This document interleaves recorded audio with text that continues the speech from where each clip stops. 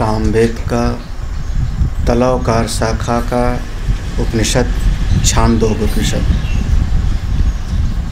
जिसमें 3 प्रकार की उपासना का निरूपण हो चुका है। कर्मांग उपासना, प्रतीक उपासना और अहंग्रह उपासना। जब अच्छी प्रकार से कर्म कर लिया, चित्त शुद्ध हो गया, उपासना कर लिया तो उपासना का परिणाम चित्त की एकाग्रता हो गई। चित्त की शुद्धि और चित्त की एकाग्रता, ये दोनों स्थिति प्राप्त हो गई। तो जितना कर्म से प्राप्त हो सकता था वो प्राप्त हो गया। उपासना से जो मिलना था वहाँ तक हम पहुँच गए। कर्म का प्रयोजन चित्त की शुद्धि और उपासना का प्रयोजन चित्त की एकाग्रता। जब दोनों की उपलब्धि हो गई तब अगला प्रसंग शुरू होता है कि अब आत्मज्ञान की प्राप्ति कैसे हो। हमारे पास लोटा हो, अगर लोटा ही नहीं होगा तो हम जल किस में रखेंगे। फिर लोटे को हम साफ सुथरा रखें और हमारे पास पात्र भी है, साफ सुथरा भी है, तब उसमें आप जल रखो, उसमें दूध दही रखो। तो ज्ञान की उपयोगिता या ज्ञान की स्थिति तो इसके बाद आती है। अब जो प्रसंग शुरू हुआ ये ब्रह्म विद्या का ज्ञान का प्रसंग है। और इस प्रसंग में जो उपदेश है उस उपदेश को थोड़ा सा उसका आधार समझ लें तो आगे की बात आसान हो जाएगी। वैसे जिनके पास है सब ने कोशिश किया होगा, ट्राई सब ने किया होगा समझने की, और जहाँ तक मेरा अनुमान है कि ठीक ठीक समझ में नहीं आया होगा किसी को। हाँ, कोशिश सब ने किया होगा जिनके जिनके पास है। सृष्टि को 2 भाग में आप बांटो। इसमें एक जगह पर 2 भाग में और एक जगह पर 3 भाग में, दृष्टि ऐसा विचार का विषय है। तो इस जगत को 2 भाग में बांटो, एक है व्यष्टि और एक है समष्टि।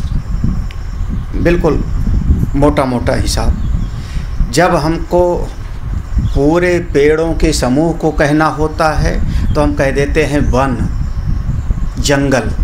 जंगल माने समष्टि, उसमें सारे पेड़ समा गए। और जब हमने एक पेड़ का नाम लिया कि आम, तो इसका नाम हो गया व्यष्टि। व्यष्टि माने एक यूनिट और समष्टि माने सारा का सारा जितना है सब समाया हुआ। जब हम अपने आप को देखते हैं तो हम कहते हैं ये मैं हूँ, ये व्यष्टि। और सारी सृष्टि को एक साथ विचार करते हैं तो हम कहते हैं समष्टि। दोनों का नेत नेत की विधि से लय करते जाओ, क्योंकि सबने पढ़ा हुआ है कि सृष्टि 5 महाभूतों से बनी है। आकाश, वायु, अग्नि, जल और पृथ्वी। चूँकि आकाश दिखाई नहीं पड़ता, आकाश प्रत्यक्ष नहीं है, किसी को भी आकाश प्रत्यक्ष नहीं होता।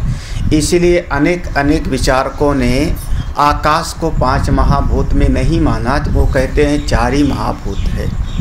क्योंकि आकाश प्रत्यक्ष नहीं होता, खाली स्थान को ही आप आकाश कह लेते हो। तो कहते हैं आकाश अनुमान से सिद्ध है, ना कि प्रत्यक्ष। वायु का एहसास हो रहा है, जल दिखाई पड़ता है, अग्नि दिखाई पड़ती है, पृथ्वी दिखाई पड़ता है। तो 4 महाभूत तो प्रत्यक्ष हैं, लेकिन आकाश प्रत्यक्ष नहीं है। खाली जगह को ही हम अनुमान से कह देते हैं कि ये आकाश होगा, तो उसकी सत्ता ज़्यादा कुछ लोग नहीं मानते। तो ये जो 5 महाभूतों से मेरा शरीर बना, इसको अब लय करते जाओ अपने भीतर। किसको लय कर दो? तो कहा पहले आप जो पृथ्वी से बना हुआ है, हमारा पृथ्वी से एक इंद्री बनी है, घ्राण इंद्रिय। पृथ्वी से घ्राण इंद्री बनी, तो पृथ्वी वाली इंद्री को जल वाली इंद्री में लय कर दो। जैसे पृथ्वी को लय कर दिया जल में, जल को लय कर दिया हमने अग्नि में, तेज में, तेज को लय कर दिया हमने वायु में। ऐसे ही जो जो उसी से इंद्रिय बनी है, तो जैसे पृथ्वी से बनी हुई ज्ञानेंद्रिय को लय कर दो आप जल की बनी हुई इंद्रिय में, जल की बनी हुई इंद्रिय को अब आप लय कर दो तेज की बनी हुई इंद्रिय में। एक एक करके आप जब लीन करते हुए चले जाओगे तो जिस समय आपकी घ्राण इंद्रिय लय हो गई तो अब सूंघ नहीं रहा हूँ मैं, जिस समय हमारा रसना रूपी इंद्रिय लय हो गई अब मैं स्वाद नहीं ले रहा हूँ, जिस समय हमारी नेत्र रूपी इंद्रिय लय हो गई अब हम रूप रंग नहीं देख रहे। जिंदा तो हो ना, मरे तो नहीं हम। कहाँ लय हो गया सब? बोले प्राण में। ये सारी इंद्रियां व्यक्त होती हैं और अव्यक्त होती हैं। जगे तो इंद्रियां व्यक्त हो गई और सुषुप्ति में गए तो इंद्रियां अव्यक्त में चली गई। ये पांचों ज्ञान की इंद्री और पांचों कर्म की इंद्री ये व्यक्त और अव्यक्त होती रहती है हमेशा। लेकिन एक इन पांचों ज्ञानेंद्रियों का आधार एक है, मूल एक तत्व है जिसका कभी लय नहीं होता, वो है हमारा प्राण। अगर वो लय हो जावे तो तब तो फिर साधना वदना हो गई, फिर तो हमारी साधना गड़बड़ा जाएगी, शिविर ही गड़बड़ा जाएगी। फिर यात्रा में किसी का लय हो गया तो यात्रा ही गड़बड़ा गई फिर। तो ऐसा अब वो प्राण चलता रहता है और प्राण कभी नष्ट नहीं होता, क्योंकि प्राण हमको लगता है कि मेरी नाड़ी बंद हो गई। प्राण मरा नहीं, प्राण का लय नहीं हुआ, बल्कि वो प्राण ही हमारे सारी इंद्रियों को समेट करके, सारी शक्तियों को समेट करके वो प्राण ही इस शरीर से उत्क्रमण करके दूसरे शरीर में जाके खोलता है। कौन ले जाता है? वो प्राण ही ले जाता है। तो प्राण मरा नहीं, नष्ट नहीं हुआ, वो प्राण चलता रहता है और वो प्राण ही इस सूक्ष्म शरीर के सारे अवयवों को समेटा, यहाँ से ले जा करके किसी और शरीर में उसने खोल दिया और इसी को आप जन्म और मृत्यु कहते हो। तो प्राण कभी नष्ट नहीं होता। तो व्यष्टि स्तर पर विचार करो तो मूल तत्व निकला प्राण, क्योंकि सारी इंद्रियां व्यक्त हो रही हैं और अव्यक्त हो रही हैं। हाँ, और प्राण ज्यों का त्यों है। तो व्यष्टि स्तर पर सत्ता हुई प्राण की। अब ऐसे समष्टि स्तर पर आप विचार करते जाओ तो पृथ्वी का लय किया हमने जल में, जल का लय किया हमने तेज में, तेज का लय किया हमने वायु में। वायु का कहाँ लय करोगे? हाँ, आकाश तो है ही नहीं, आकाश देखा कहाँ? क्योंकि आकाश प्रत्यक्ष से सिद्ध नहीं है, आकाश केवल अनुमान से आप कहते हो। तो वायु ही व्यष्टि सृष्टि की मूल सत्ता हो जाती है। तो समष्टि की, समष्टि में वायु मूल हो गया और समष्टि में वायु और व्यष्टि में प्राण। ठीक है। अब समझदारी इस बात में है कि ये जो प्राण चल रहा है ये भी तो वायु से ही चल रहा है कि नहीं? हमने हवा लिया, फिर हवा छोड़ा, ऑक्सीजन भरो, फिर छोड़ो, ये भी तो अब व्यष्टि और समष्टि को आप एक कर दो तो जो प्राण है सोई वायु है, जो वायु है वही प्राण है, यही ब्रह्म है। इसी की उपासना मैं करता हूँ राजा जनश्रुति। ये जो व्यष्टि और समष्टि का भेद समाप्त करके यह जो एक तत्व स्थित हुआ, व्यष्टि और समष्टि दोनों का आधार अधिष्ठान यही तत्व है, मैं इसी की उपासना कर रहा हूँ। ठीक है। हाँ, समझ में आ रहा है? हाँ, एक एक करके साधना करते करते वहाँ तक बढ़ाते हैं। अब आप उपनिषद के मंत्र पढ़ोगे तो आसानी से समझ में आ जाएगा। मेरा अंदाज है कि समझ में आ जाएगा, बाकी तो आप लोग समझो। राजा जनश्रुति वहाँ जाते हैं रैक मुनि के पास में, और रैक मुनि से पूछा कि आप किस देव की उपासना करते हो, किस देव में आप स्थित हो, आप उसी देवता को हमको बताओ, उसी तत्व का निरूपण आप हमको करो जिस अवस्था में आप निष्ठ हो। और रैक मुनि उपदेश करते हैं, मंत्र पढ़ते हैं। वायुर्वाव संवर्गो यदा वा अग्निरुद्वायति यदा वा अग्नि उद्वायति वायुम एव आप्येति यदा सूर्यो अस्तमिति वायुम एव आप्येति यदा चंद्रो अस्तमिति वायुम एव आप्येति यदा आप उच्छुष्यन्ति वायुम एव अपयन्ति वायुर्है देवता, हाँ देवता नहीं है, वायुर्हि एव एतान सर्वान, यहाँ पर है वायुर धन ही धन एव धन एतान, वायुर्हि एव एतान सर्वान संवृङ्क्ते इत्यधिदैवतम। संवृक्ते जब पढ़ा जाएगा तो संवृङ्क्ते, यहाँ पर एक ही मात्रा है, छपा नहीं होवेगा, लिखा नहीं जाएगा, लिखा नहीं जाता, छपा नहीं जाता। ये हमारा व्याकरण की महिमा है, ये छांदस है, वेद है। तो यहाँ पर संवृङ्क्ते ये पढ़ा जाएगा लेकिन छपा नहीं होवेगा, बोला जाएगा संवृङ्क्ते इत्यधिदैवतम।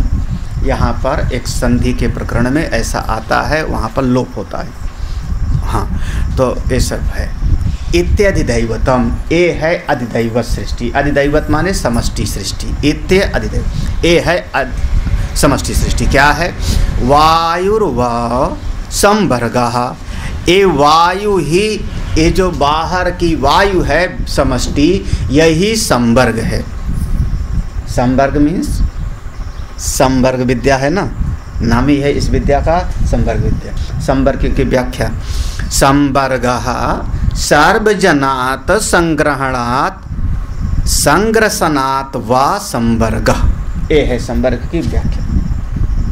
इतना सा, संवर्गः सर्वजनात् संग्रहणात्, सारी चीज़ों को अपने भीतर समा लेने वाले का नाम होता है संवर्ग। हाँ, जैसे आप कहते हो घर, घर माने क्या हुआ? हाँ? घर माने क्या? दीवार का नाम घर है क्या? हाँ? घर दीवार का नाम है? हाँ? हाँ। संवर्ग माने जो सबको समा लेता है। सार्वजनात् संग्रहणात्, सार्वजनात् संग्रहणात्, सब समस्त चीज़ों को जो अपने भीतर ग्रहण कर ले, ग्रस ले, अपने भीतर लील ले, समा ले, उसी का नाम होता है संवर्ग। उस विद्या का नाम। अब विचार करते जाओ कौन कौन किसको, तो कहते हैं यदा वा अग्नि उद्वायति, जब ये अग्नि जाके समा जाती है, मंत्र में देखते जाना, यदा वा अग्नि उद्वायति, जब अग्नि का समापन हो जाता है तो कहाँ पर? वायु में एव अपेति, वायु में ही जाके लीन होती है अग्नि। अब ये भी समझाया। फिर यदा सूर्यो अस्तमिति, जब ये सूर्य अस्त होता है तो कहाँ? वायु में एव अपेति, वायु में ही जाता है। क्यों? भास्कर ने इस पर विशेष तौर से टीका लिखा। अस्तम अने अदर्शन प्राप्ते वायु निमित्तत्वात्, ढूंढ लेना, ये है मूल, सूर्य और चंद्रमा के दोनों का मूल हेतु है। अस्तम अने अदर्शन प्राप्ते वायु निमित्तत्वात्, वायु निमित्तत्वात्, सूर्य चल करके और अस्त होता है, या सूर्य में गति है। अब ऐसा मत कहना सूर्य में गति नहीं है, हाँ ये बात मत कहना। हम जब ये पढ़ते हैं कि हमारा सौरमंडल है, हमारा सूर्य स्थिर है और हमारे सूर्य के चारों तरफ हमारे ग्रह चक्कर काट रहे हैं, पृथ्वी है, बृहस्पति है, बुध है, चंद्रमा है, चारों तरफ जब चक्कर काट रहे हैं, तो हमारे इस आकाश गंगा में, गैलेक्सी में ऐसा भी हो सकता है कि हमारा सूर्य भी चक्कर काट रहा हो किसी का। हाँ, दृष्टि व्यापक क्यों नहीं होती? तब स्टीफन हॉकिंग की थ्योरी आ जाती सामने। अनंत अनंत गैलेक्सी में अनंत अनंत करोड़ों करोड़ों सूर्य हैं। जैसे हमारा पृथ्वी का अपना एक चंद्रमा है, ऐसे बृहस्पति के चंद्रमा हैं, और सब सूर्य को चक्कर काटते हैं। तो अपने अपने परिवार के साथ, सूर्य अपने इस परिवार के साथ 9 ग्रह के साथ, या आजकल की भाषा में 2 ग्रह और प्लूटो और नेपच्यून, हाँ 11 ग्रह के साथ में सूर्य भी किसी का चक्कर काट रहा हो। तो वो जो चक्कर काट रहा है किसके कारण से? तो भास्कर ने कह दिया वायु निमित्तत्वात्। क्या एक सटीक शब्द कह दिया। इतने में देखो भास्कर की यही महिमा, प्रसन्न गंभीर से विचार करते जाओ। वायु निमित्तत्वात्, गति बिना वायु की नहीं हो सकती। किसी भी चीज में गति बिना वायु के नहीं हो सकती। तो सूर्य का जो अस्त होना है कहाँ जा गया? वो वायु में। फिर यदा चंद्रो अस्तम एति, जब चंद्रमा अस्त होता है तो कहाँ गया? वही चीज वायु में एव अपेति। फिर यदा आप उच्छुष्यन्ति, जब ये जल सूख करके चला जाता है तो कहाँ जाता है? अभी मत कहना नष्ट हो गया। अब तो आजकल के बच्चे जानते हैं कि जल का नाश नहीं होता, आप रख दो तो भाप बन करके वो उड़ जाता। यही तो कहोगे आप, नष्ट कहाँ हुआ? तो यदा आप उच्छुष्यन्ति, जब जल सूख जाता है तो कहाँ? वायु में अपयंती, वायु में जाता है। वायु ही एव एतान सर्वान वृंते। ठीक है, समझ में आना चाहिए। वायु ही इन सब को अपने भीतर ग्रहण कर लेता है। तो असल में समष्टि आधार पर ये वायु ही असली ही देव, क्योंकि सारे ब्रह्मांड को अपने भीतर समा लेने का काम, सबको अपने भीतर समेट लेने का काम वायु का है, जो हमको अनुभव में आता है, जो प्रत्यक्ष है। अब यहाँ वेदांत वाला मत लाना, महातत्व, हिरण्यगर्भ, अव्यक्त, क्योंकि वो तीनों आपको दिखाई नहीं पड़ रहा है। वो तीनों ना तो महातत्व दिखाई पड़ रहा है, ना हिरण्यगर्भ दिखाई पड़ रहा है, ना अव्यक्त। वो सब केवल शास्त्र प्रमाण से और अनुमान प्रमाण से ज्ञात है, और शास्त्र प्रमाण से ही, अनुमान प्रमाण से ही आकाश की सत्ता ज्ञात है। प्रत्यक्ष में जो हमको अनुभव में आ रहा है, यहाँ पर वही विचार है, जो अनुभव में आ रहा है उस अनुभूति में सारे ब्रह्मांड को ये वायु ही अपने में समा लेती है। तो वायु ही देवता, वायु ही असली देव है। अब तो नहीं कठिन लग रहा है ना? वायु पी के जो मुनि जी रहते थे गुरुदेव, तो इसका मतलब वो समष्टि वो भी बिल्कुल वायु पी के। हाँ, कुछ महात्मा लोग थे, होते हैं फलाहारी। फलाहारी माने फल खा के रहने वाले। कुछ महात्मा होते हैं दूधाहारी, दूध पी के रहने वाले। आप लोग हैं अन्नाहारी। हाँ हाँ, हवा खा के रहने, सानन हवा पी के रहने वाले पौहारी बाबा। पौहारी, हाँ, ऐसा नाम लो कि जम जावे। हाँ, पौहारी, पौहारी बाबा सुना होगा कभी। हाँ, पवन को पी के रहने वाले, पौहारी, पवन को पी के रहने वाले। तो इत्यादि दैवतम, ये है अधिदैवत, इसको कहा अधिदैवत। अब देखो अध्यात्मम, अध्यात्म माने अब व्यष्टि में आ जाओ, समष्टि हो गया। अब अपने भीतर उसी को देखो। अथध्यात्मम प्राणो वाव संवर्गः स यदा स्वपिति प्राणमेव वाग् अप्येति प्राणं चक्षुः प्राणं श्रोत्रं प्राणं मनः प्राणो हि एव एतान् सर्वान् संवृत्ते इति। देखो, अथ अध्यात्मम, अध्यात्म माने अपने जीवन में आ जाओ, अपने व्यष्टि जीवन में देखो। समष्टि का पहले विचार किया हमने, अब अपने व्यष्टि जीवन में देखो क्या चीज़। भगवान भास्कर कहेंगे सा पुरुषो यदा यस्मिन काले स्वपिति, यदा यस्मिन काले जिस समय जीव या सोता है, स्वपिति सोता है, प्राणम एव, तो आगे ऊपर देखना, प्राणो वाव संवर्गः, हमारे जीवन में प्राण ही संवर्ग है। वैसे समष्टि में वायु को हमने नाम दिया संवर्ग, ऐसे हमारे जीवन में प्राण ही संवर्ग है, इसलिए इसका नाम दिया संवर्ग विद्या। तो प्राणो वाव संवर्गः, ये प्राण ही हमारा संवर्ग है। सा यदा स्वपिति, ये जीव जब सोता है, सा सामान्य जीव, यदा जब स्वपिति सोता है, प्राणम एव वाग वाक अपेति, प्राण में ही ये वाणी का लय हो जाता है। वाणी कहाँ गई है? वो मरी नहीं है, मर जाती तो फिर पैदा कैसे होती? हाँ, नष्ट नहीं हुई है, कहीं न कहीं लीन हो गई। जितने समय तक मैं सोया उतने समय तक मैंने बोला नहीं। हाँ, बड़ा विचित्र है। कोई फ़ोन किया, उसने कहा स्वामी जी सो गए क्या? हमने कहा सो जाते तो बोलते कैसे तुमसे? हाँ, अब देखो, सो गए क्या? अच्छा, सो जाते तो आपसे बात कैसे करते? हाँ, क्योंकि सो जाते तो वाक रूपी इंद्रिय प्राण में लीन हो जाती, तो आपका फ़ोन हमको सुन। अच्छा, फिर आगे चक्षु प्राणम, ये नेत्र कहाँ जाएंगे? प्राण में। हाँ, अब आप चारपाई पर लेटे लेटे छत भी देखते रहो और कहो कि मैं सो भी रहा। हाँ, तो अगर आप लेटे लेटे आपके चक्षु देख भी रहे हैं तो अभी आप सोए नहीं हैं। इसलिए शब्द है ये सा यदा स्वपिति, मंत्र में ही ऐसा शब्द है, सा यदा स्वपिति। जब ये जीव सोता है तो प्राण चल रहे हैं, उस प्राण में ही चक्षु जाके जैसे जगेगा तो उस चक्षु व्यक्त हो जाएगा। कहाँ से? इसी प्राण से। अगला देखो, श्रोत्रम, श्रोत्रम एक कान रूपी इंद्रिय, कान रूपी इंद्रिय, सुनने की शक्ति कहाँ गई? बोले वहाँ पर चला गया और वहीं से फिर ये प्रकट हो जाएगा। और अंतिम मनः, मनः प्राणो, ये मन कहाँ चला गया?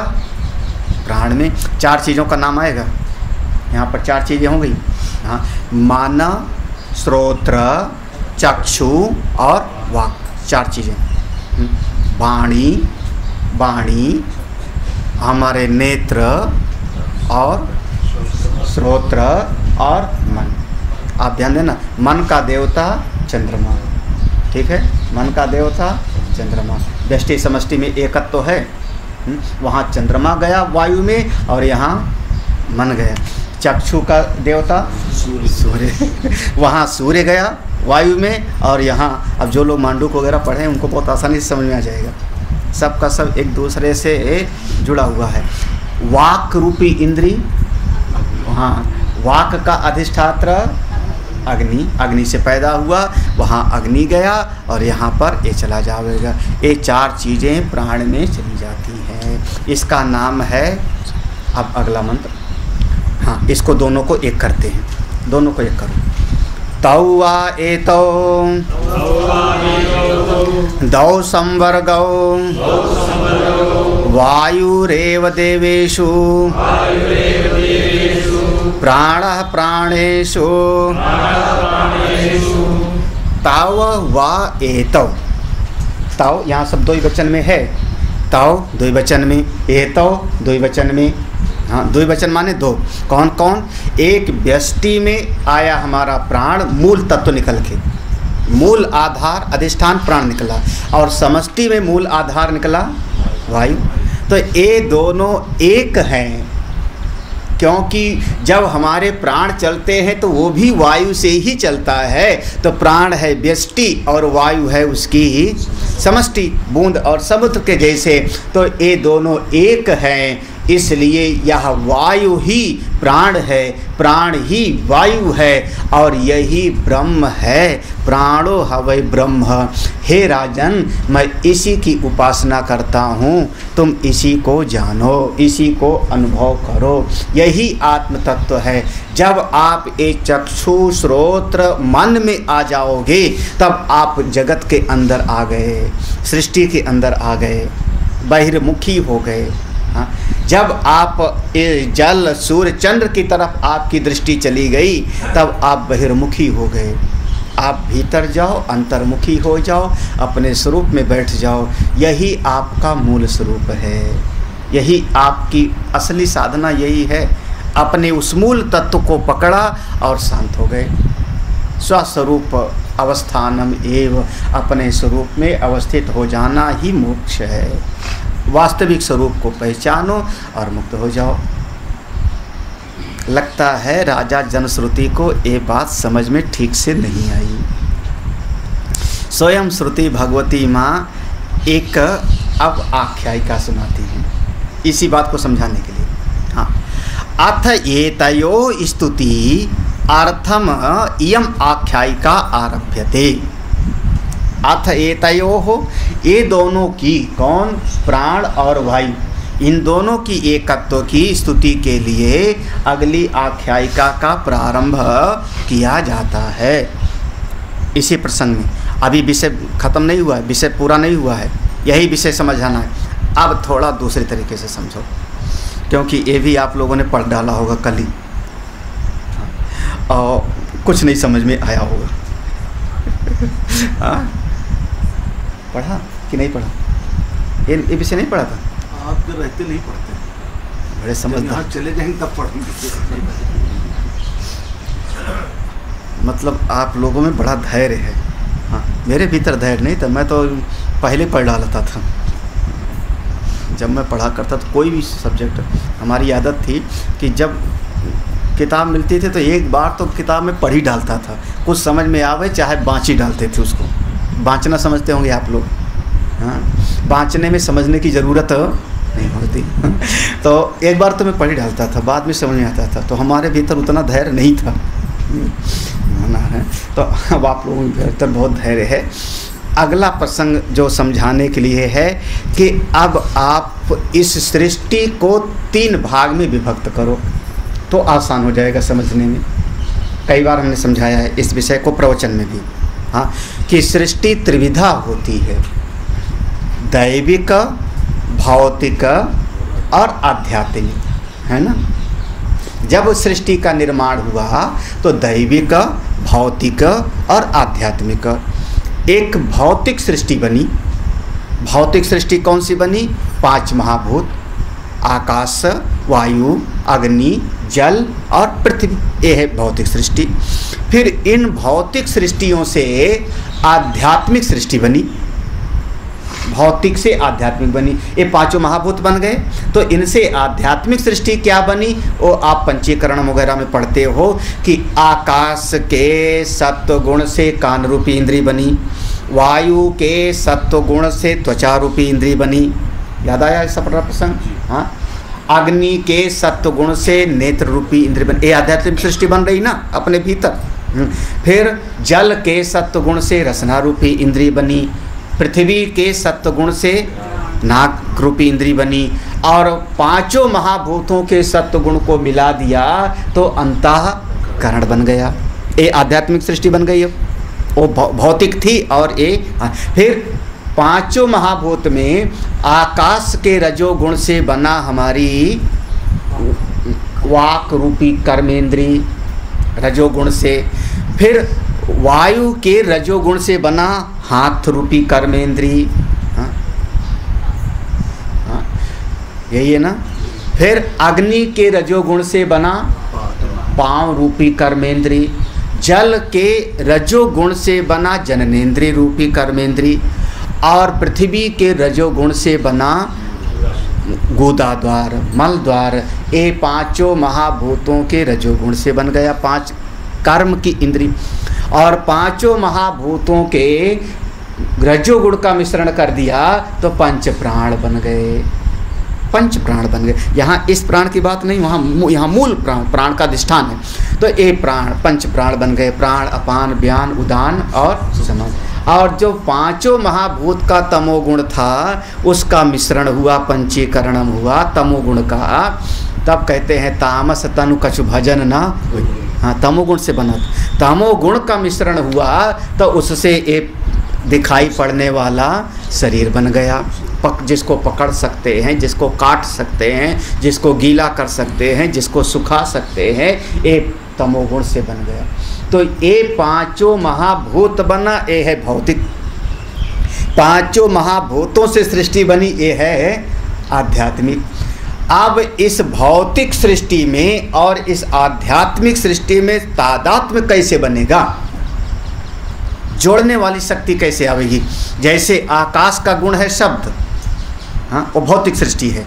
आकाश का गुण शब्द, वायु का गुण स्पर्श, ये भौतिक सृष्टि है। और इसको ग्रहण करने वाला मेरे पास आध्यात्मिक चीज़ बन गई, हाँ, कान आदि। तो वो वस्तु वहाँ पर है और हमारे पास कान यहाँ पर है। तो ये पांचों विषयों के मेरी ज्ञानेंद्रिय ग्रहण कैसे करेगी, तो बीच में एक कड़ी चाहिए जिसका नाम है दैविक सृष्टि। हाँ, जब तक दैविक सृष्टि नहीं होवेगी तब तक वो विषयों को हमारी इंद्रियां ग्रहण ही नहीं कर पाएंगी। जैसे मान लो एक चीज़ कहते हैं, अंतरिक्ष में खाना खाना भी मुश्किल है। हाँ, अंतरिक्ष में जो अंतरिक्ष यात्री जाते हैं उनको खाना खाने के लिए भी सीखना पड़ता है, क्योंकि हाथ में ऐसे लेवेंगी तो चावल उड़ जाएगा, दाल उड़ जाएगा। वहाँ कहते हैं गुरुत्वाकर्षण नहीं है ना। तो पृथ्वी के गुरुत्वाकर्षण के कारण मेरे सामने थाली में चावल रोटी यही तो है ना। अब हाथ में लेकर के मैं मुंह की तरफ ला रहा हूँ तो पृथ्वी माँ का गुरुत्वाकर्षण है जिसके कारण मैं खा पा रहा हूँ। गुरुत्वाकर्षण ना होवे तो यहाँ तक आते आते उड़ जाएगा। अब कल्पना करना। तो एक दैवी सृष्टि चाहिए, उस दैवी सृष्टि का नाम ही हम कहते हैं देवता। भागवत का देखो सरल भाषा में, भागवत में क्या है कि ब्रह्मा जी परेशान हो गए, सृष्टि बनने लगी, 10 प्रकार की सृष्टि बनी। वहाँ पर 10 प्रकार की सृष्टि बनी। पृथ्वी को चुरा ले गया एक दैत्य, पृथ्वी को एक दैत्य चुरा ले गया। तब जब सृष्टि का विचार करने लगे कैसे कैसे, तो ब्रह्मा जी की नाक से, हाँ, इसका मतलब नाक पहले बन गई थी, है ना। फिर पृथ्वी को कोई चुरा ले गया है तो मतलब पृथ्वी भी बन गई है, तभी तो चुराया। चुराने के लिए वो चीज़ होनी चाहिए। हाँ, भागवत के वक्ता लोग, पृथ्वी बन गई है तब तो चुराया। तो पृथ्वी भी है और नाक भी है, लेकिन दोनों के बीच में कड़ी नहीं है। तो ब्रह्मा जी की नाक से अंगूठे के बराबर 12 भगवान प्रकट हो गए। देखते देखते विशाल हो गए, जाके हिरण्याक्ष का वध किया और पृथ्वी माँ की स्थापना कर दी। ये है भागवत का सिद्धांत। यानी पृथ्वी को जो चुरा ले गया, तो पृथ्वी का गुण है गंध। उस गंध को ग्रहण करने वाली इंद्री है हमारी नाक। हाँ, तो बीच की एक कड़ी चाहिए, उस कड़ी का नाम है देवता। जब तक वो देवता नहीं होवेंगे, दैवी सृष्टि नहीं होवेंगी, तब तक हमारा व्यवहार नहीं हो सकता। तो सृष्टि त्रिविधा होती है, भौतिक, आध्यात्मिक और दैविक। तीनों प्रकार से जब आप विचार करेंगे तो सही तरीके से समझ में बात आवेगी, नहीं तो बात समझ में नहीं है। हमारे वेदों में तीनों प्रकार से विचार किया गया है। शास्त्रों में कहाँ पर कौन सी दृष्टि से विचार किया जा रहा है आदमी समझ नहीं पाता। अब वही भागवत में कहीं दैवी सृष्टि से विचार किया जा रहा है, कहीं आध्यात्मिक सृष्टि से विचार किया जा रहा है, कहीं भौतिक दृष्टि से विचार किया जा रहा है। भौतिक विज्ञान हो गया, भौतिक विज्ञान हो गया। तो अपना वो विचार करना पड़ता है। जैसे जब हम लोग इसमें विचार करते हैं तो कहते हैं हर इंद्रिय का एक देवता होता है। तो ये जो 3 प्रकार की सृष्टि है, भौतिक, आध्यात्मिक, दैविक। भौतिक सृष्टि दिखाई पड़ती है, आध्यात्मिक सृष्टि दिखाई नहीं पड़ती लेकिन अनुभव में आती है। प्रबल भी बहुत। अनुभव में आती, दिखाई नहीं पड़ती। आंख कभी नहीं दिखाई पड़ती। अब क्या बात है, आंख देखा आपने क्या? अब बड़े बुद्धिमान हो। छाया ही नहीं, ये आंख नहीं है। अभी मैंने एक साथ पढ़ा था, कौन सा आत्मनात्म विवेक था, क्या था? हाँ, तर्क संग्राम में। हाँ हाँ, कि तर्क संग्राम में आत्मनात्म विवेक में पढ़ाया था कि चक्षु गोलक राहित्यम। हाँ, चक्षु गोलक राहित्यम। हाँ, तो फिर हाँ, तो ये इसका नाम आँख नहीं है। हाँ, क्योंकि किसी की बहुत सुंदर सुंदर आँख दिखाई पड़ रही हो और भीतर देखने की शक्ति ना हो, तो डॉक्टर लोग एक भाषा कहेंगे रेटिना, उनकी भाषा में रेटिना खराब है। हाँ, और क्या आश्चर्य है महाराज, कभी उनसे बात करो। ये आँख के अंदर जो एक पुतली है ना, वो उसका भी एक लिमिट है। ठीक ठाक दोनों रहे तो बढ़िया दिखाई पड़ता है, और वो पुतली जब फैल जाती है, ज़रा सा बड़ी हो जाती है, तो बड़ी हो जाती है तो हमको ज़्यादा बढ़िया दिखाई पड़ना चाहिए। भाई छोटी है तो खराब दिखना चाहिए, बड़ी हो गई तो थोड़ा ज़्यादा बढ़िया दिखना चाहिए। लॉजिक तो ये कहा जाता है। लेकिन ये भीतर की पुतली जब थोड़ी फैल जाती है तो हमारी देखने की शक्ति कम हो जाती है। ये फैली और देखने की शक्ति कम हो गई, तब उसको फिर लेजर से उसका जो फैलापन है उसको जलाते हैं। हाँ, उसको अपने उस नॉर्मल स्थिति में लाते हैं। अरे तो ये इसका नाम कान नहीं है, ये जो लगा हुआ है बड़ा सा। हाँ हाँ, कह दो कान है हमारे। किसी का कान बहुत बढ़िया हो, सुनाई पड़ने की तकता ही ना होवे तो उसको हम कहेंगे कान का पर्दा। सरल भाषा में आ जाओ। हाँ, कहते कान का पर्दा फट गया इसका। हाँ, अंदर कहीं पर है जिसमें सुनाई हमको पड़ता है, तो वो दिखाई नहीं पड़ेगा। इंद्रिय अनुभव में आवे। आध्यात्मिक सृष्टि दिखाई नहीं पड़ती, अनुभूति है। भौतिक सृष्टि जो भौतिक है वो दिखाई पड़ रहा है। हाँ, और आध्यात्मिक अनुभव में आता है। दैविक सृष्टि को श्रद्धा से मानना पड़ता है, बस श्रद्धाइक गम्य है। कभी भी दैवी सृष्टि आपको प्रत्यक्ष नहीं होगी, और जिसको भी दैवी सृष्टि प्रत्यक्ष होती है उसके मन की कल्पना है, उसके मन की भावना है। तब भजन वाले कह देंगे भाव से जो भजे भाव से बेड़ा पार है। भाव क्या भाव के भूखे प्रभु। कौन कहता है भगवान आते नहीं? हाँ, कौन कहता है भगवान खाते नहीं? हाँ, भैया मैं कहता हूँ भगवान खाते नहीं। चलो, फिर आप कहोगे सबरी के जैसे खिलाते क्यों नहीं? क्योंकि मेरी बुद्धि जगी हुई है, मैं विचार करूँगा एक एक चीज़ को। सबरी के जैसे मैं मानने के लिए तैयार नहीं, एक एक चीज़ का चिंतन करेंगे। और जो दिखाई पड़ेगा भगवान भास्कर का केनोपनिषद में दिया हुआ सूत्र है ना। जब मैंने प्रमाण लिया तो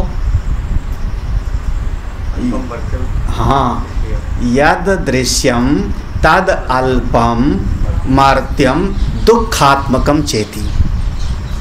ये है भगवान भास्कर का केनोपनिषद में पढ़ने वाला लिखा हुआ बिल्कुल स्पष्ट। यद दृश्यम तद अल्पम मर्त्यम दुखात्मकम च इति इतना ही है। जो दिखाई पड़ेगा अल्प होगा, सीमित होगा।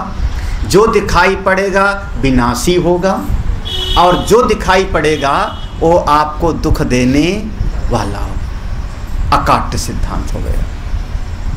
यद दृश्यम, वो हम बार बार बोलते रहे ना, वो जवान में बैठे यद दृश्यम तज्जड़म, यद दृश्यम तज्जड़म।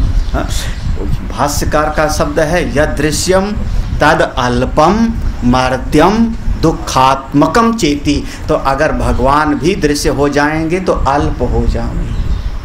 हाँ, वो सर्वव्यापक हैं, तो सर्वव्यापक दिखाई कैसे पड़ेगा? अखंडे सच्चिदानंदे, हाँ, जो अखंड है, सच्चिदानंद है, सर्वव्यापक है, आवाहनम कुतः, उसका आवाहन कैसे करें? वो तो अपना स्वरूप है, हर इच्छा। तो तीन, दैवी सृष्टि कभी प्रत्यक्ष नहीं होगी, दैवी सृष्टि कभी प्रत्यक्ष नहीं होगी, कभी भी उसको केवल शास्त्र की श्रद्धा से हमको मानना पड़ता है। श्रद्धाइक गम्य है, श्रद्धा से हम मानते हैं, है, क्योंकि नहीं होगा तो हमारा व्यवहार ही नहीं, लेकिन दिखेगा नहीं। हाँ, अब तीन सृष्टि हो गई, भौतिक, दैविक और आध्यात्मिक। अब तीनों सृष्टि से काम चलता है, लेकिन जब तीन सृष्टि है तो तीनों का आधार कौन है? अब यहाँ पर जाओ। हाँ भाई, पांचों महाभूतों से भौतिक जगत बना, पांचों महाभूतों के ही सत्वगुण रजोगुण से ये आध्यात्मिक बना, तो पांचों महाभूतों का भी अधिष्ठान कौन है? कहाँ से ये तीन भाग में बटा? ये भौतिक हो गया, ये आध्यात्मिक हो गया, इसी में दैविक प्रकट हो गया, कहाँ से बटा? कौन है इसका? ये व्यक्त हुआ सारा का सारा तीन भाग में, फिर ये तीनों अव्यक्त में जाएगा, तो कौन है वो? तो उसका नाम है प्रजापति, नाम है ना प्रजापति। प्रजा माने, अब यहाँ प्रजा माने चूहा बिल्ली नहीं, आदमी नहीं, प्रजा माने ये विभाग सृष्टि का, पांच महाभूत, फिर सत्वगुण से अलग बना, रजोगुण से, ये सारी प्रजाओं का, सारे निर्माण का जो पति है उसका नाम है प्रजापति। उस प्रजापति को ही हम कह रहे हैं संवर्ग, क्योंकि संवर्ग की व्याख्या क्या किया था अभी याद है? हाँ? जो सबको अपने भीतर लील ले, समा ले। हाँ? तो ये प्रजापति ही सारी सृष्टि को अपने भीतर समा लेता है, और जब उसका मन होता है तो अपने भीतर से इसको निकालता है। कैसे? जैसे मकड़ी अपने भीतर से जाला निकालती है और जब होता है तब उसी जाले को खा जाती। तो वो प्रजापति ही संवर्ग है, उस प्रजापति को ही तुम अपना स्वरूप समझो, वही आत्मा है। ये दैविक, भौतिक, आध्यात्मिक तीनों सृष्टि का अधिष्ठान प्रजापति। जो प्रजापति को जाने सो ज्ञानी, वही विद्वान। इस बात को समझाने के लिए ये आख्यायिका है। थोड़ा सा कठिन लगेगा, लेकिन ध्यान देना। अथहा सौनकं च कापेयम् अभिप्रतारिणं चाकाक्षसेनिं परविश्यमाणो ब्रह्मचारी विभिक्षे तस्मा ऊहा न ददतुः। एक समय की बात है, सौनक ऋषि, हाँ कौन सौनक हैं? सौनक कौन? भाई बताना पड़ेगा, क्योंकि बहुत दिन तक सौनक लगा रहा है ना, जो अब दूसरे नाम से आ गए। सुनकस्य आपत्यम, भाष्य में देख लेना, सुनकस्य आपत्यम, सुनक के पुत्र सौनकम। तो एक महात्मा थे सौनक, और एक महात्मा थे जिनका नाम था कापेय। हाँ, कापेयम, कापेयम अभिप्रतारिणम। कापेयम माने यहाँ पर भाष्यकार लिखते हैं काक्ष से,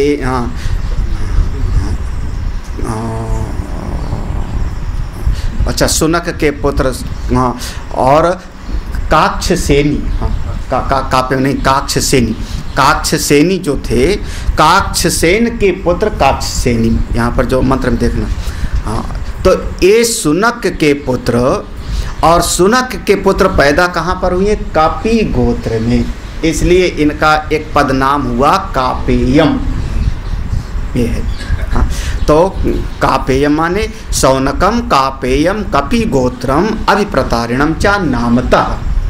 नामतः उनका सौनक है, गोत्र है उनका कपि, कपि गोत्र में पैदा हुए हैं। पिता का नाम है शौनक। पूरा का पूरा हो गई परंपरा ना। नाम है शौनक, पिता का नाम हो गया शौनक, गोत्र हो गया कपि। कापेयम, अब इतना समझना चाहिए पूरा का पूरा। दूसरे हैं जिनका नाम है काक्षसेनिम। काक्षसेनिम मंत्र में है काक्षसेनी। काक्षसेनी माने काक्षसेन से आपेत्यम, काक्षसेन के पुत्र, काक्षसेन के पुत्र, इनके पिता का नाम काक्षसेन। एक काक्षसेनी और शौनक दोनों भिक्षा पाने के लिए बैठे थे। कहाँ पर? पर विश्वमाणव, मंत्र में है पर विश्वमाणव माने सूपकारई ही, भोजनालय में। भोजनालय में भोजन करने के लिए जहाँ पर लोग भोजन बना रहे थे, परोस रहे थे, भोजन करने ये दोनों बैठे थे। हाँ, सीधा सीधा सा है कि दो लोग भोजन, दो महात्मा भोजन करने बैठे हैं और भोजन परोसने वाले भोजन परोस रहे हैं। इतने में कोई एक ब्रह्मचारिणो ब्रह्मवित् मानिताम, एक कोई ब्रह्मचारी, एक ब्रह्मचारी, लेकिन कैसा ब्रह्मचारी, कैसा था? ब्रह्मवित् मानिताम, उसके भीतर थोड़ा था कि मैं ब्रह्म ज्ञानी हूँ, मैं कम नहीं हूँ। ये जो दोनों महात्मा भोजन करने बैठे, इनसे थोड़ा कुछ मैं ज़्यादा। हाँ, ऐसा एक ब्रह्मचारी अपने ब्रह्म ज्ञान के अभिमान के साथ वहाँ पर भिक्षा मांगने के लिए आया। ब्रह्मचारी विभिक्षे, ब्रह्मचारी ने भिक्षा मांगा, ब्रह्मचारी ने भिक्षा मांगा। सरल स्वभाव है। दो लोग भोजन करने बैठे हैं, ब्रह्मचारी एक कोई आया भिक्षा मांगने के लिए, लेकिन ये दोनों समझ गए कि इसके भीतर भिक्षा मांगने का तरीका अलग अलग होता है। हाँ, भिखारी भीख मांगेगा तो हाँ उसका तरीका अलग होगा। बाबूजी, हाँ 3 दिन से भूखा हूँ, मेरा बच्चा, भूख मांगने का तरीका है। महात्मा कोई मांगेगा तो हाँ, नेता मांगेगा तो, सबके मांगने का तरीका अलग होता है, बिल्कुल अलग अलग तरीका होता है, एक ही जैसा नहीं होता। तो इनके भिक्षा मांगने के तरीके से समझ गए, क्योंकि जब भिक्षा मांगा होगा तो थोड़ा मंत्र वंत्र पढ़ा होगा। हाँ, भवति भिक्षाम देहि, हाँ कुछ, तो इन दोनों को लगा बड़ा अपने आप को ज्ञानी ध्यानी मानता है। हाँ, देखें कितना ज्ञान है इनमें, कितना ज्ञान है। तो दोनों ने इशारा कर दिया भोजन परोसने वाले को, भिक्षा मत देना इसको। दोनों ने मना कर दिया। अब भोजन परोसने वाला बाल्टी उठाया, वहाँ से अपना रसोई में चला गया, ब्रह्मचारी को भिक्षा नहीं दिया। बस पहचानने के लिए वहाँ जिज्ञासमानो तस्मो, जिज्ञासमानो तस्मा, जिज्ञासमानो दो वचन में है, दो वचन में है जिज्ञासमानो। ब्रह्मचारिणो ब्रह्मविन्मानिताम, ब्रह्मचारी ब्रह्म ज्ञान को अपना अभिमान लेके चल रहा है, ऐसा जान करके जिज्ञासमानो, दोनों ने विचार किया कि जानूं। दोनों ने कौन? जो भोजन करने बैठे थे, शौनक और काक्षसेनी, दोनों ने जिज्ञासा किया मन में, एक दूसरे को कनखी से देखा, देखें कितना ज्ञानी है। तो अब मना तो करना ठीक नहीं, तो उसको इशारा कर दिया, वो भोजन लेके चला गया, भोजन नहीं दिया। तो अब ये गया नहीं, और खड़े खड़े वो ब्रह्मचारी एक बात कहता है, बताओ जिसके लिए दुनिया के लोग भोजन बनाते हैं उसी को भोजन देने से मना कर दिया। मैं उस तत्व को जानता हूँ, मैं उस तत्व को जानता हूँ जिसके भोजन के लिए सारी दुनिया प्रयत्न करती रहती है। अब थोड़ा विचार कर लेना यहाँ पर, तब हम मंत्र में प्रवेश करेंगे। भोजन आप बनाते हैं किसकी संतुष्टि के लिए? शरीर की, हाँ, प्राण की, हाँ भैया, अहम की। और सारे जितने लोग हैं अगर आप कहो शरीर और प्राण, तो प्राण तो आपका सूखी रोटी खा के भी रह लेगा, प्राण तो हवा पी के भी रह लेगा, फिर रसगुल्ले क्यों चाहिए? फिर मिर्ची क्यों चाहिए अलग से? हाँ, नमक कौन मांग रहा है? थोड़ा ऊपर से नमक लाओ, नमक कम है, कौन मांग रहा है? हाँ, कोई नहीं मांगता, बड़े अच्छे लोग। हाँ, लेकिन दिल में तो होता है कि थोड़ा होता तो। हाँ, अपने घर में होते, मेज पर होते तो ऐसे ऐसे बुरक लेते ऊपर। हाँ, रखा रहता है मेज पर। कौन मांग रहा है? बोले ओ अहम, वही उसी का नाम प्रजापति। हाँ, वो जो भीतर वाला है वो तो उसी। अब मेरे भीतर का अहम, मैंने भोजन बनाया तो अपने अहम की संतुष्टि के लिए, आपने बनाया तो अपने अहम के लिए, या तो जितने के भीतर अहम है वो अहम तो एक ही है ना। वो देह की उपाधि के कारण अलग हो गया, मन की उपाधि के कारण अलग हो गया। वो अहम जब मन का कपड़ा पहन लिया तो अलग अलग दिखाई पड़ने लगा, मेरा अलग तुम्हारा अलग। बुद्धि का कपड़ा पहन लिया तो मेरा अलग तुम्हारा अलग। लेकिन जब सारी उपाधि को हटा दिया तो ओ बचा कौन? बोले हम। तो उसी की संतुष्टि के लिए तो सारा जीव चल रहा है, और उसी को, जिसको मैं जानता हूँ, उसी को तुमने भोजन के लिए मना कर दिया। मंत्र पढ़ो। साहोवाच महात्मनः चतुरो देवः एकाकाश जगार भुवनस्य गोपाः तं कापेय नाभिपश्यन्ति मर्त्या अभिप्रातारिन् बहुधा वसन्तं यस्मै वा एतद् अन्नं तस्मा एतन्ना दत्तम् इति। साहुवाच, उसने उत्तर दिया। अब ब्रह्मचारी गया नहीं वहाँ से। हाँ, वो खड़ा होके कहने लगता है, बोला महात्मना चतुरो। ओ महात्मन खड़ा होके बोलने लगता, क्या? देवः एकः, एक ऐसा देव है। और ब्रह्मचारी कहता क्या है कि एक ऐसा देव है, या इसी को आप कह लो प्रजापति।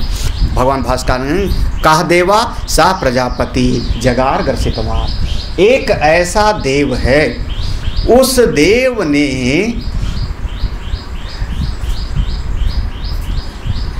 चार महात्माओं को खा लिया। एक देव है जिसने चार महात्मना चतुरो, चार महात्माओं को एक देवता ने खा लिया। जगार माने खा लिया।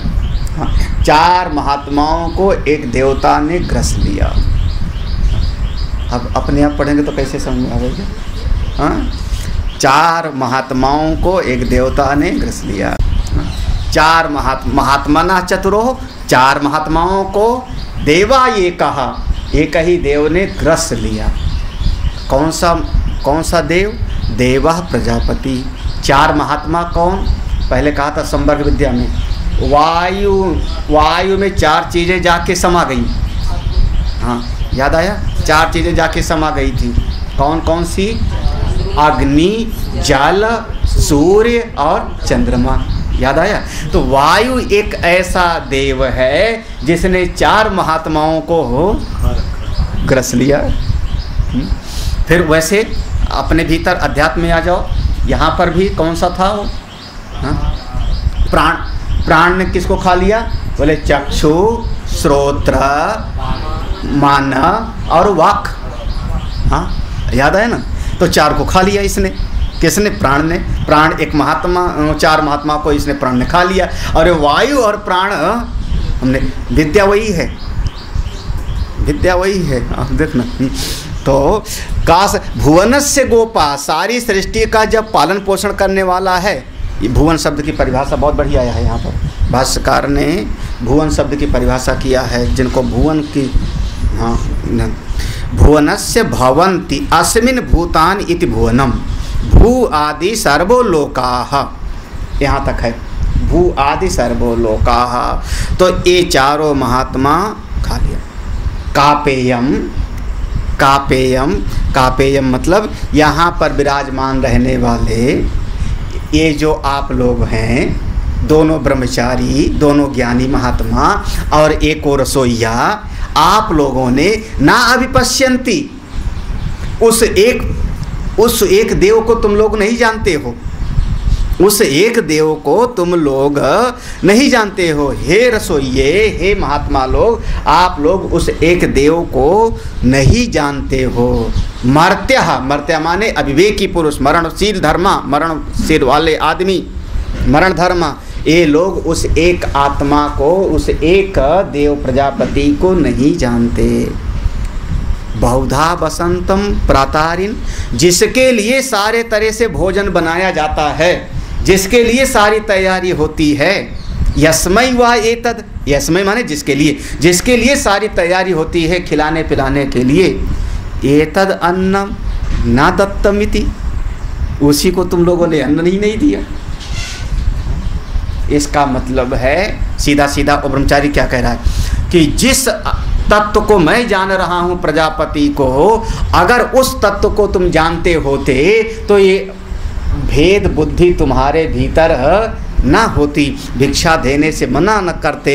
इसका मतलब तुम दोनों अभी हो अज्ञानी, सीधा सीधा तुम दोनों अज्ञानी हो, तुम्हारी बुद्धि में भेद बुद्धि है, इसलिए जो असली तत्व का वेदता है उसी को भोजन देने से तुमने मना कर दिया। अब इन्होंने विचार किया, खूब चिंतन किया। हाँ, तादुहा सौनका कापेयः प्रतिमन्वानः प्रत्ययाय आत्मा देवानां जनिता प्रजानां हिरण्यदंष्ट्रो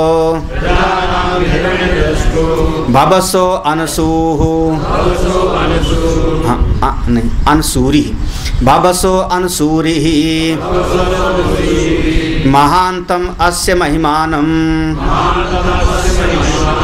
आहु अनद्यमानो यद ना अन्नम अत्तीति वै वयं ब्रह्मचारिण इदम उपासमहे दत्तास्मै भिक्षाम इति।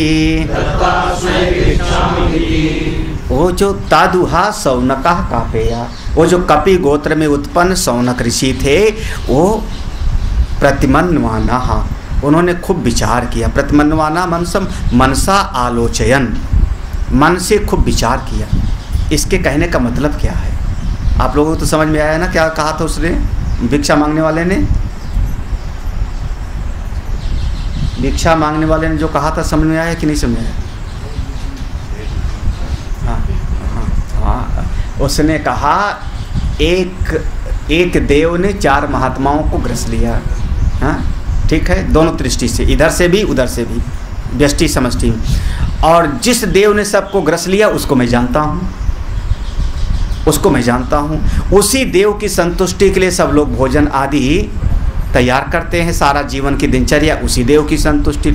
तो जो लोग उस देव को नहीं जानते वो लोग अविनाशी हैं, विनाशी हैं, मरण धर्मा है, अज्ञानी है, तो वो लोग उस देव को भोजन नहीं देते। ठीक है ना। इसीलिए हम लोगों का हाँ विधान है कि जब भोजन करने बैठो तो कहते हैं पहले 5 ग्रास लेके मुंह में डाल लो, ओम प्राणाय स्वाहा, अपानाय स्वाहा, व्यानाय स्वाहा, उदानाय स्वाहा, समानाय स्वाहा, ऐसा माना जाता है। हाँ, उसी देव को भोजन। इस पर विचार किया कौन? कपि गोत्र में उत्पन्न सौनक ने प्रतिमन्वाना विचार किया। विचार करके फिर प्रत्यय, फिर उनके पास वापस आए, उस ब्रह्मचारी के पास आके खड़े हो गए। लगता है अपना भोजन वगैरह करना छोड़ दिया, उस ब्रह्मचारी के पास खड़े हो गए। और खड़े होकर के अब सौनक बोलते हैं, हे ब्रह्मचारी, भिक्षा मांगने वाले, अयम आत्मा देवानाम जनिता, आत्मा देवानाम, तुम कहते हो कि जिस देव ने 4 महात्माओं को ग्रस लिया तुम उसको जानते हो, और मैं देवताओं की आत्मा को जानता हूँ। अब यहाँ तीनों दृष्टि देखना, देवताओं की आत्मा को जानता हूँ। देवताओं माने जितना दैविक सृष्टि है उनका सबका मूल, उसको मैं जानता हूँ।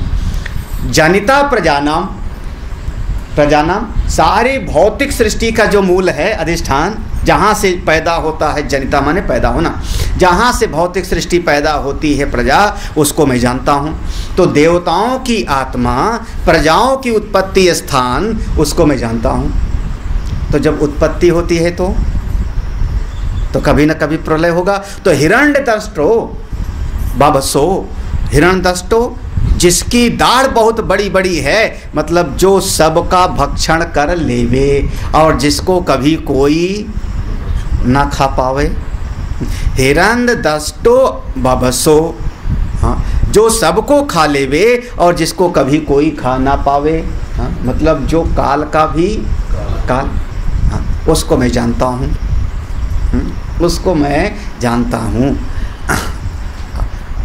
ध्यान देना, अब यहाँ पर थोड़ा एक कदम और आगे बढ़ रहे हैं, धीरे धीरे साधना के मार्ग में ये सब ध्यान के सब विषय हैं, सार में ध्यान के विषय हैं पूरा का पूरा। तो तुम कह रहे हो व्यष्टि समष्टि का जो मूल आधार है वायु या संवर्ग, उसको मैं जानता हूँ। और मैं ये तीन प्रकार की जो सृष्टि है, तीनों प्रकार की सृष्टि का मूल तत्व, उसको मैं जानता हूँ। देवताओं की आत्मा, प्रजाओं की उत्पत्ति करने वाला, जो सबका भक्षण कर लेता है, अनसूरी ही। अनसूरी की जो व्याख्या किया है थोड़ा सा कठिन है। अनसूरी ही, सूरी मेधावी, सूरी माने मेधावी, सूरी माने मेधावी। ना सूरी, ना लगा दो आगे, सूरी माने बुद्धिमान, सूरी माने बुद्धिमान, ना लगा दो, ना सूरी माने जो बुद्धिमान नहीं है, ना सूरी असूरी। हाँ, फिर उसके आगे आ लगा दिया, अनसूरी तत्प्रतिषेध हो, तत्प्रतिषेध हो माने जो मूर्ख नहीं है उसका प्रतिषेध कर दिया, असूरी। हाँ, उसका प्रतिषेध कर दिया, तब क्या हो गया, अनसूरी ही। क्या बात है, व्याकरण नहीं समझ आया? सुधातु है बुद्धिमान के अर्थ में। तो सूरी माने बुद्धि, सूरी माने बुद्धि, उसके आगे आ लगा दो, आ लगा दो, असूरी, असूरी माने जो बुद्धिमान नहीं है। तो निषेध कर दिया, जो बुद्धिमान नहीं है उसका निषेध करोगे तो क्या हो जाएगा, अनसूरी। अनसूरी माने जो बुद्धिमानों का भी बुद्धिमान। अब सरल सा अर्थ इतना पढ़ लो कि अनसूरी माने बुद्धिमानों का भी बुद्धिमान, लेकिन कैसे भाव निकला इसका पूरा का पूरा भाष्य उसमें। महानतम अस्य, उसी की महिमा है, वो जो प्रबल, इसका नाम है सर्वज्ञ। अनसूरी माने ब्रह्म का लक्षण हो गया सर्वज्ञ, जो सब कुछ जानने वाला।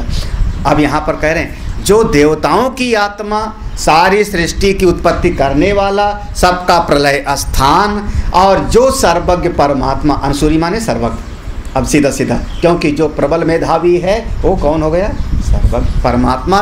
मैं उसी की महिमा ये सब कुछ है, उसको मैं जानता हूँ।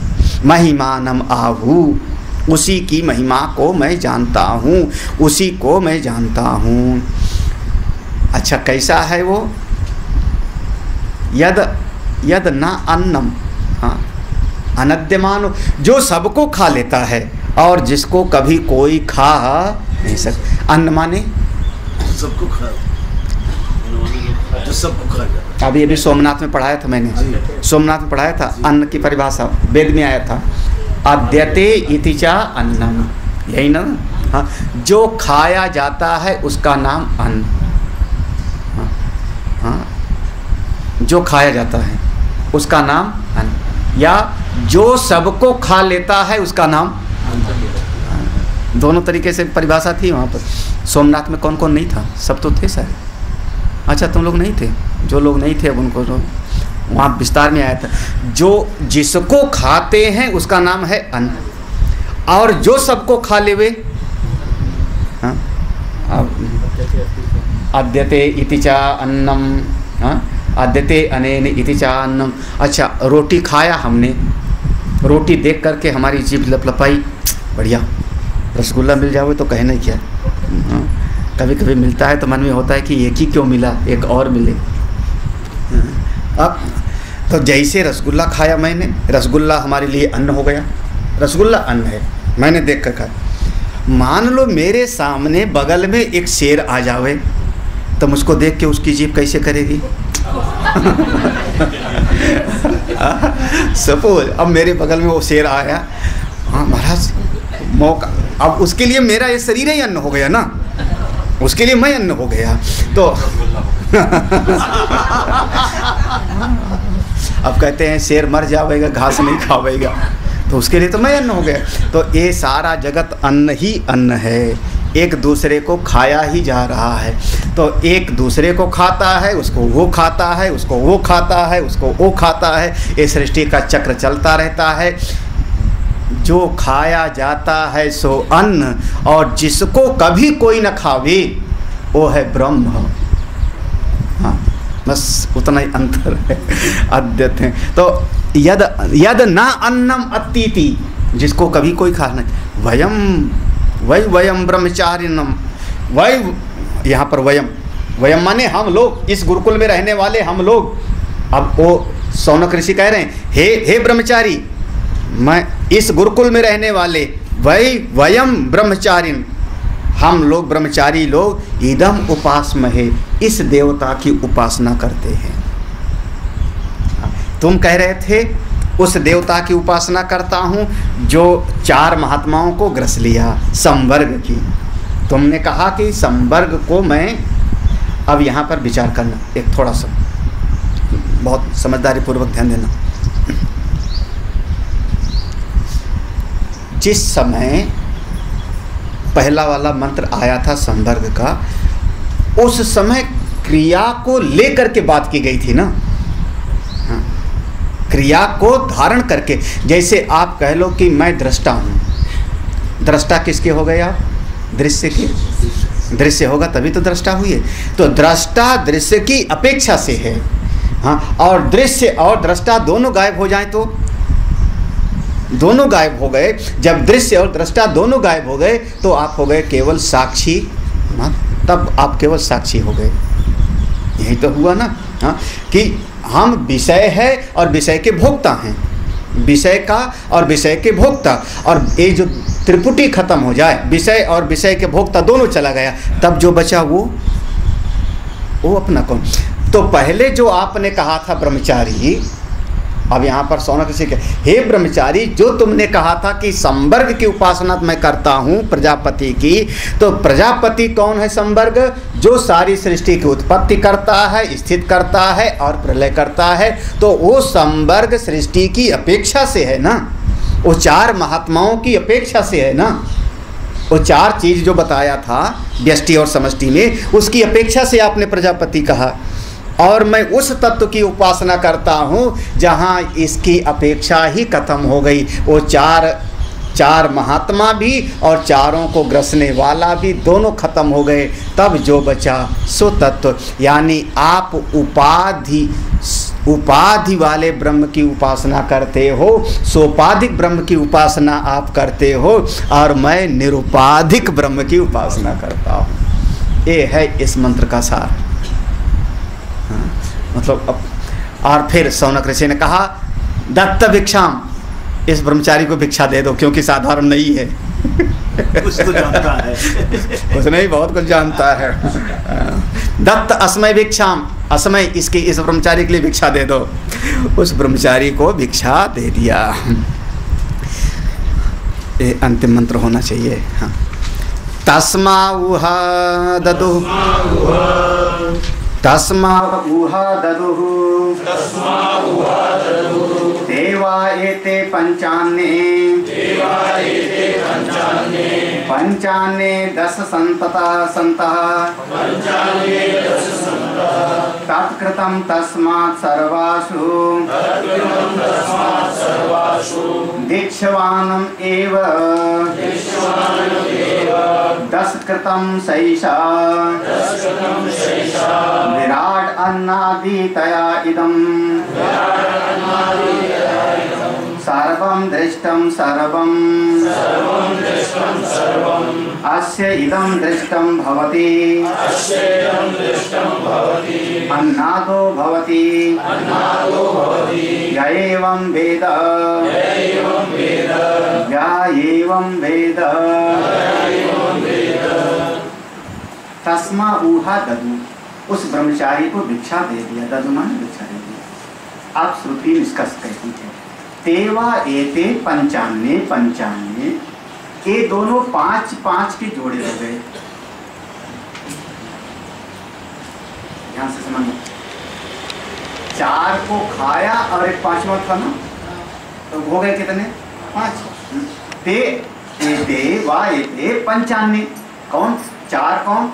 फिर से आता हूँ, एक अग्नि, जल, सूर्य और चंद्रमा, 4, और इन चारों को खाने वाला वायु 5। फिर इधर 5 हो गए, चक्षु, श्रोत्र, मन, वाक, ये 4, और इन चारों को खाने वाला प्राण, तो 5-5 हो गए कितने? 10। एते पंचन्ने पंचन्ने 10 संतः, ये जो 10 हैं 10, ये सभी 10 को जीत लेता है।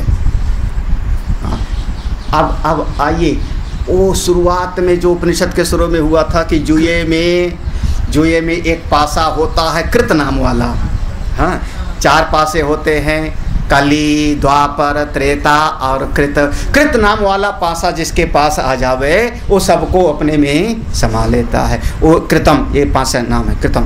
तो तस्मात् सर्वासु दीक्षणु, जो ये 10 को अपने भीतर धारण कर लेता है, वो समझो कृत नाम का पासा धारण कर लेता है।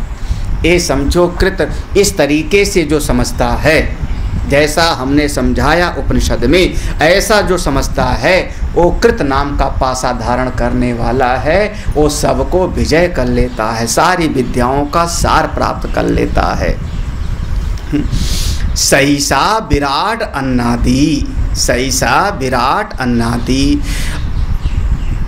वो विराट माने भोजन करने वाला, विराट माने जिसको खाया जाता है, विराट पुरुष, विराट अन्नम इति ही श्रुति, ऐसा श्रुति में भी वर्णन आया अन्यत्र। तो वो पूरा का पूरा सारे जगत को अपने भीतर समा लेता है, जैसे विराट पुरुष में सारा जगत समाया हुआ है। जो इसको जानता है सा ऐसा वही महापुरुष, सा ऐसा वही ज्ञानी महापुरुष कृत नाम के पासा ले के धारण करने वाला जैसा विराट जैसा हो जाता है। अन्नादि सारा का सारा समाज को, सृष्टि को अपने भीतर समा लेता है। तया इदम सर्वम दृष्टम, उसी विराट के द्वारा ये सब कुछ देखा गया, सब कुछ सर्वम सब कुछ देखा गया उसी के द्वारा। अन्नादो भवति, वो अन्नवान हो जाता है, उसके पास किसी चीज़ की कमी फिर नहीं होती, वो विद्वान सारे जगत को प्राप्त कर लेता है। ये फलश्रुति हो जाती है अंत में, और इस प्रकार से इस प्रसंग का यहाँ पर समापन हो जाता है। ये प्रसंग यहाँ पर समाप्त हो जाता है, और यहाँ से एक बहुत प्रसिद्ध घटना, एक नई आख्यायिका शुरू होती है, जिसके बारे में बहुत लोगों ने सुना हुआ है, नाम सुना हुआ है, सत्यकाम जाबाल का। तो वो प्रसंग यहाँ से शुरू हो जाता है। यहाँ पर राजा जनश्रुति को रैक ऋषि से ज्ञान हो जाता है। राजा जनश्रुति तत्ववेत्ता हो जाते हैं, संवर्ग के माध्यम से अपने मूल आत्मा को जान गए, क्योंकि संवर्ग विद्या में जो याद करने लायक है, संवर्ग माने जो सबको, ये लय विद्या है, इसी को नेति नेतिक सुने हो, सुना बार बार सुना, नेति नेति ही वेद सुनावा, ये नेत नेत की प्रक्रिया है। ये इसमें लय हो गया, वायु फिर उसमें प्रजापति में लय हो गया, प्रजापति भी सोपाधिक हो गया। निरुपाधिक दृष्टि से जो तत्व को जानता है वो विराट पुरुष के जैसे हो जाता है, सब कुछ प्राप्त कर लेता है। क्रम से आगे बढ़ाया, और क्रम से आगे बढ़ाते बढ़ाते आपको अपनी आत्मा तक ले जाके पहुंचा दिया। समझ में आ गया? किसी को इतने में समझ में आ जाता तो ब्रह्मज्ञानी हो जाते, नहीं समझ में आया तो फिर से 9:30 बजे हम लोग सत्यकाम जाबाल का आख्यान